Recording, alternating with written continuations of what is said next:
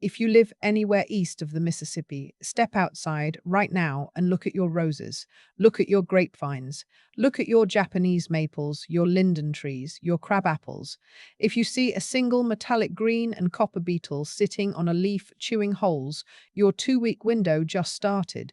One beetle becomes 50 in 10 days. 50 becomes 500 by mid-July. And three of the most popular things people buy to fight them, including the one hanging in every other yard on your street right now, actually make the problem 5 times worse. The bag traps, the ones with the yellow funnel. Every garden center in America sells them. They are the worst thing you can do, and I am going to show you exactly why and what to do instead before your roses turn into lace curtains. I have been dealing with Japanese beetles in my own garden for over 20 years.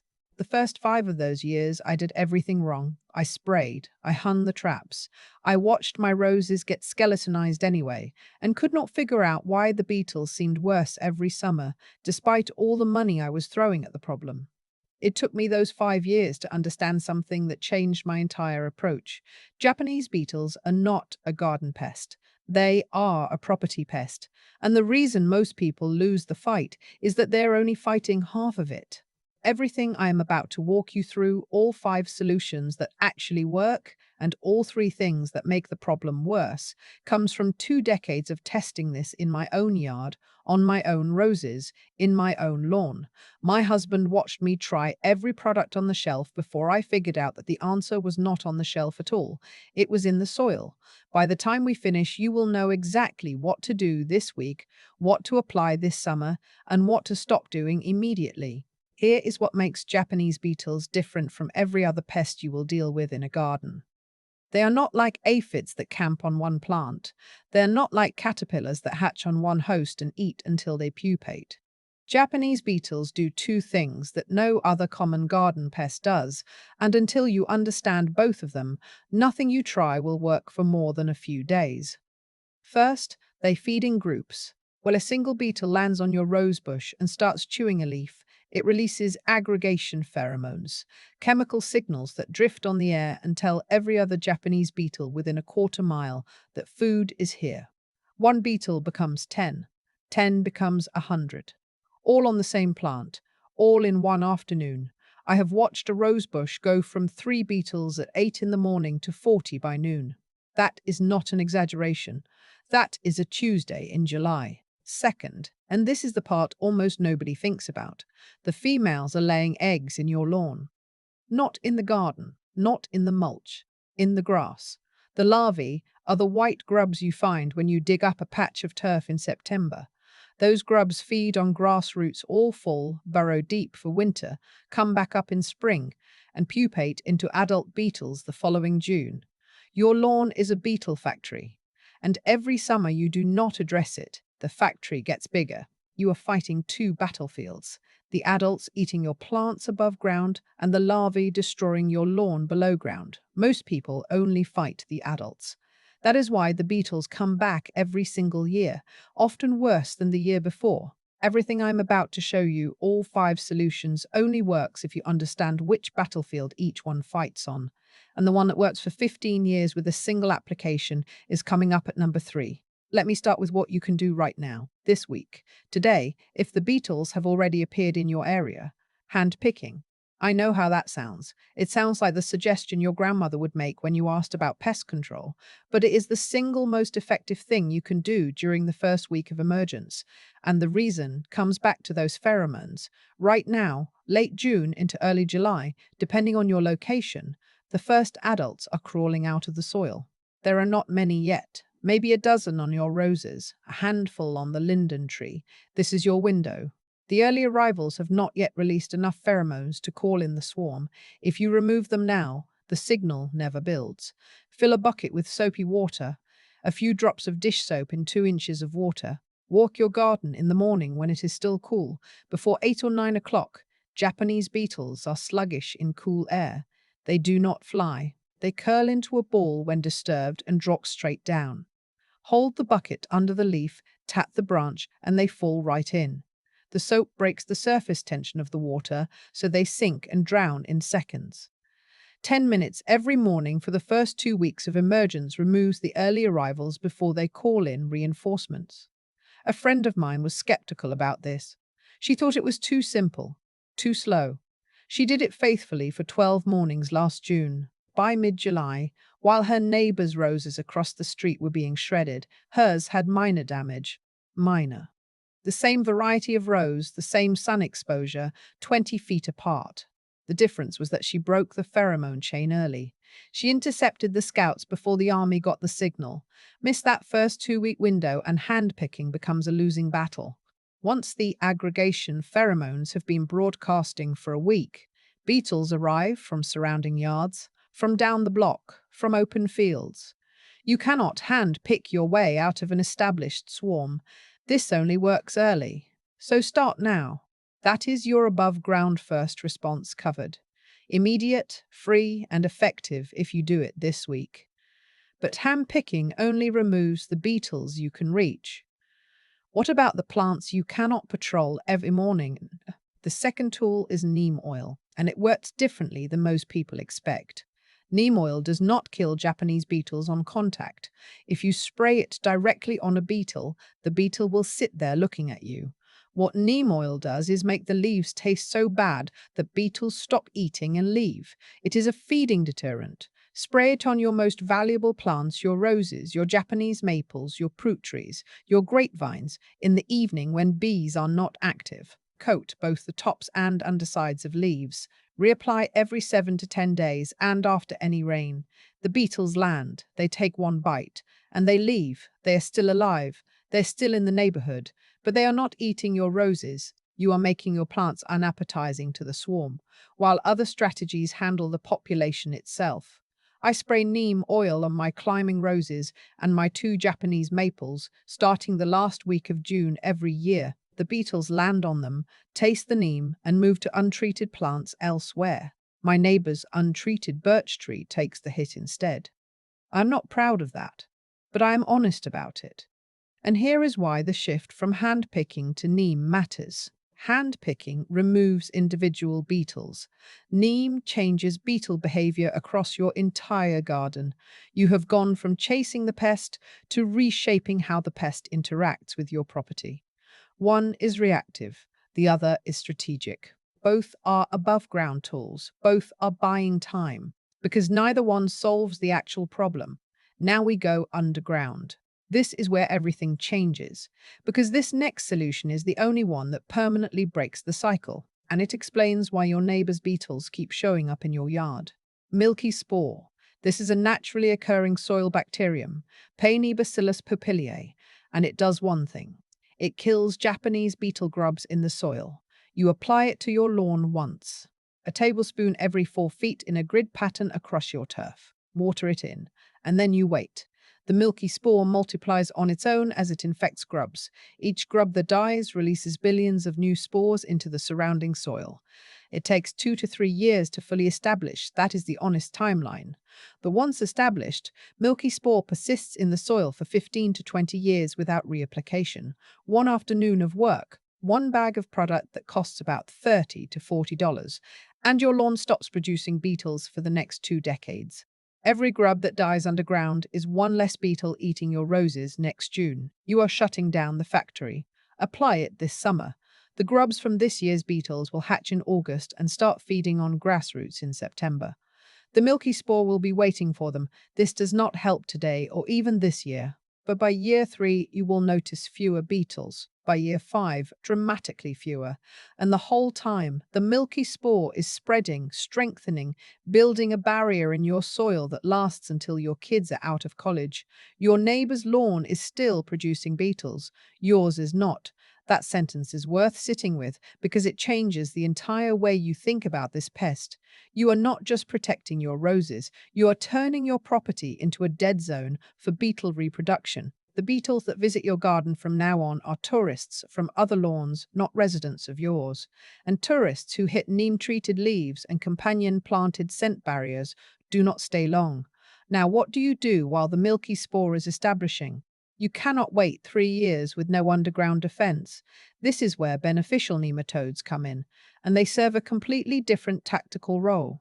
If Milky Spore is the infrastructure you build once for the next 15 years, nematodes are the bridge that protects you while that infrastructure matures. Specifically, you want Heterohabditis bacteriophora.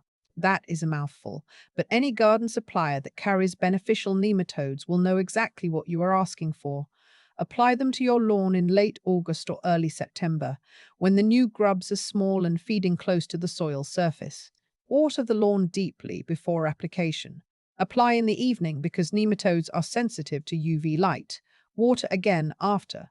The nematodes enter the grubs through natural openings, release bacteria that kill the grub within 48 hours, reproduce inside the dead grub, and then move on to find more. First year you apply them, you will notice a reduction in beetles the following June. Not elimination, but reduction. Second year, combined with Milky Spore that is now establishing, the reduction becomes significant. Unlike Milky Spore, nematodes do not persist long term. You reapply annually, at least for the first 2 or 3 years until the Milky Spore takes over. Both products are completely safe for pets, children, birds, earthworms, and every beneficial insect in your garden. You are targeting one species underground while leaving everything else untouched. I applied nematodes for 3 consecutive Augusts while my Milky Spore established. By the fourth summer, I stopped buying nematodes. The Milky Spore was handling the grubs on its own, and it has been handling them ever since. That transition from annual nematode applications to Milky Spore doing the work permanently is the moment you know the system is working.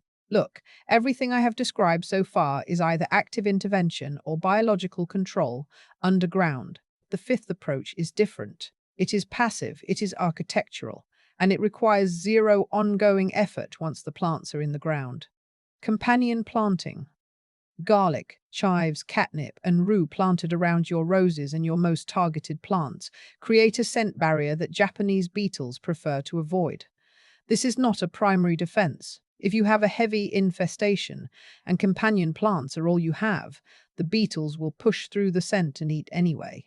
But combined with hand-picking and neem oil, companion planting reduces the number of beetles that land on your valuable plants in the first place. Garlic chives are the strongest option. They are perennial, zones 3 through 9, completely maintenance-free. They produce clusters of white to pale purple globe-shaped flowers in late summer that stand about 18 inches tall, and Japanese beetles genuinely avoid them. I have a row of garlic chives planted along the base of my rose bed.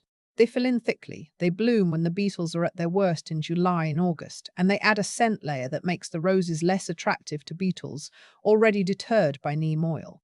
Catnip works similarly, grows about 2 feet tall with small lavender flowers, and has the added benefit of repelling mosquitoes. Rue is another option, though it can cause skin irritation if you brush against it on a sunny day, so plant it behind the roses rather than along a walkway. 3 layers of defense above ground. Hand-picking, neem, companion scent. 2 layers below ground. Nematodes and Milky Spore. That is the complete system. 5 tools, 2 battlefields, 1 strategy. Now, the 3 things most people are doing right now that are making this worse. And the first one is hanging in your neighbor's yard. Beetle bag traps.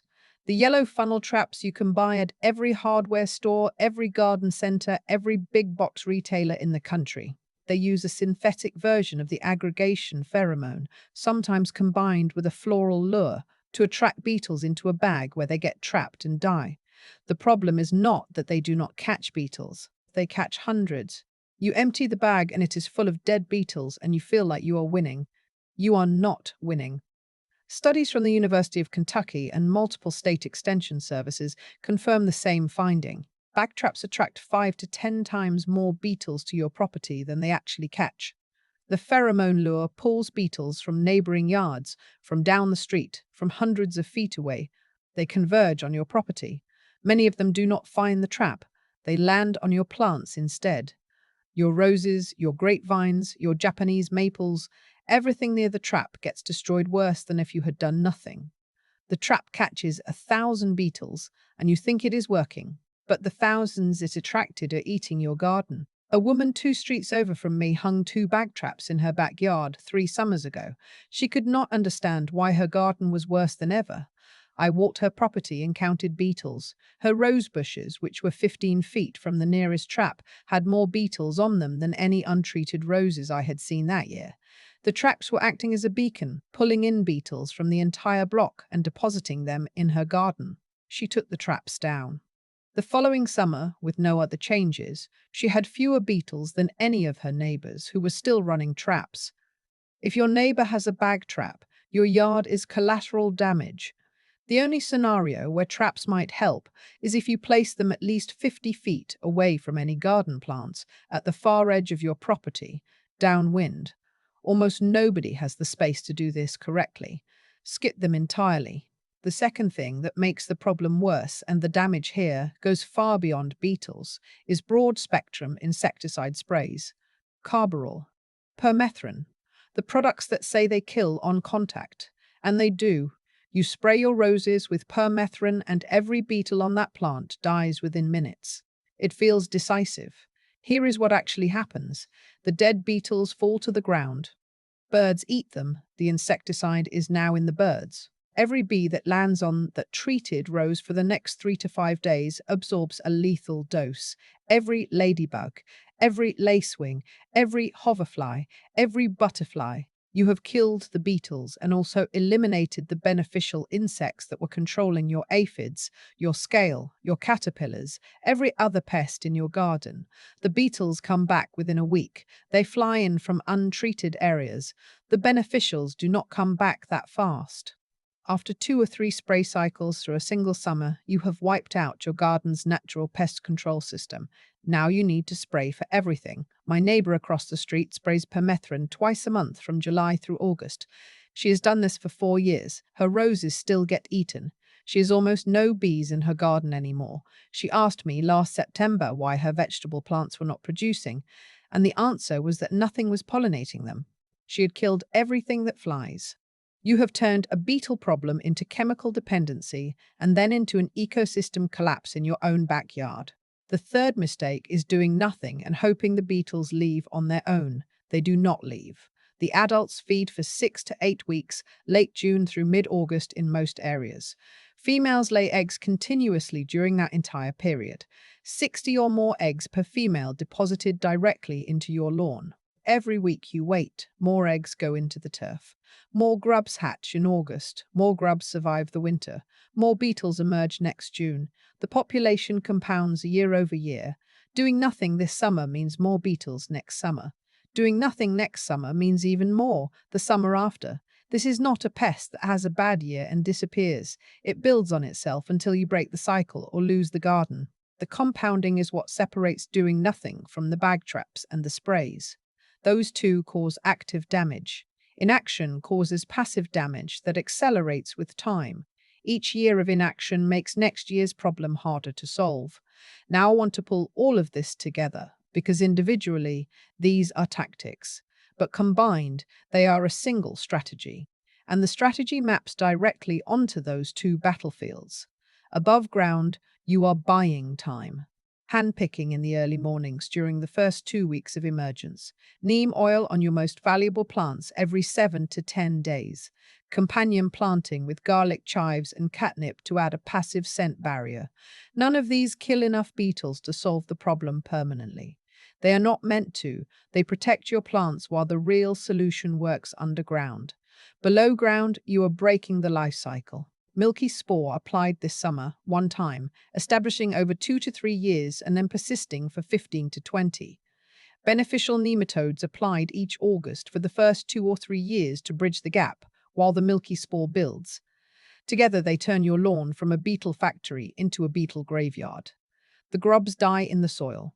The adults never emerge. The population drops year after year until the beetles in your yard are almost entirely visitors from neighboring properties. And even those visitors hit neem-treated leaves and companion-planted scent barriers and move on. That is 2 battlefields, managed with 2 different timelines. Above ground is this week. Below ground is this decade. And that is the difference between fighting Japanese beetles every summer for the rest of your life and solving the problem once. Handpick this week while the numbers are low. Spray neem oil on your most valuable plants this evening. Order Milky Spore and apply it to your lawn before August, because the grubs from this year's eggs are coming and the spore needs to be in the soil waiting for them. Plan to apply beneficial nematodes in late August for faster first-year results. Plant garlic chives around your rose beds this fall or next spring for a permanent scent barrier that costs you nothing once it is in the ground. Skip the bag traps, skip the broad spectrum sprays, and do not wait. The beetles compound. Every year you wait is a year the population grows. If you see a single metallic green beetle on your roses tomorrow morning, knock it into soapy water before it calls its friends. That one beetle is not just eating a leaf, it is broadcasting a signal, laying eggs in your lawn, and building next year's swarm. You know that now, and that changes what a bucket of soapy water actually means. Which plants are they hitting hardest in your yard? Tell me in the comments and tell me your state, because beetle pressure varies enormously by region, and that information helps every gardener watching this. I will see you next week. There is more I want to show you.